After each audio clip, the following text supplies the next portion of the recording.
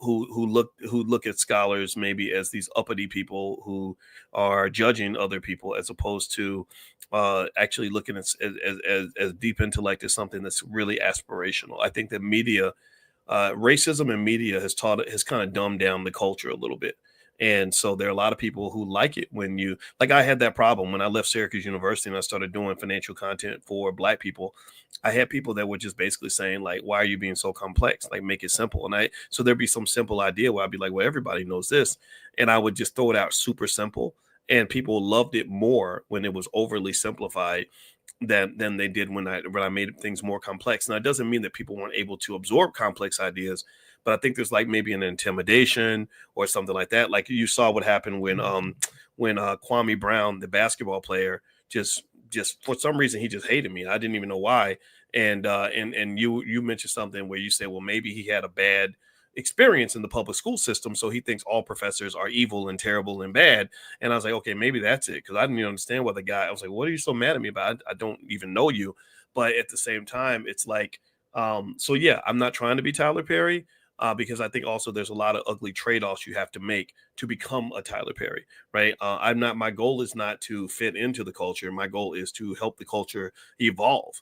And I think that when you're talking about stuff that's out there that just says, okay, Black people are dysfunctional, let's give them some dysfunction.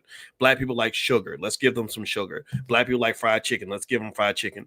That's an easy pathway to make a lot of money. You just give people what they want, and they say thank you, and it's it. Whereas what's harder is when you say, I'm not going to give you what you want. I'm gonna kind of go ahead and push you a little bit. I'm gonna challenge you. I don't want to give you what you want. I'm gonna give you what you need. I'm not. I don't want you to have more dysfunction. I want to give you something functional. I don't want you to be unhealthy. I'm going to be the doctor that says, okay, let's go to the gym. Let's cut down the sugar, right? And not everybody wants that. Like there's an old saying that says everybody wants change, but only a small percentage of people are actually willing to Mhm. work for it. And so I like the people that want to work for change, that are just a little bit tired of it, that just say, you know what, I want a better life, man. This is for the birds. And those are my people, right? And that's not the majority, but that's cool, because those people that do get it, that are right there with me, they're super, super loyal, and they're the kind of people I want to go to battle with, because they're willing to sacrifice and make an investment in order to move forward in their lives. That, because you can't have progress without sacrifice. You can't get around that.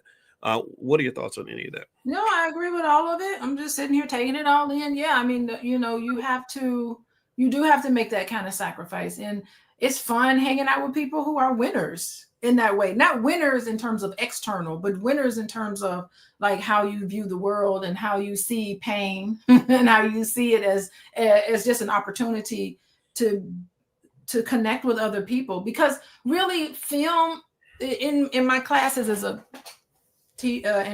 professor of social work, I teach a lot through film.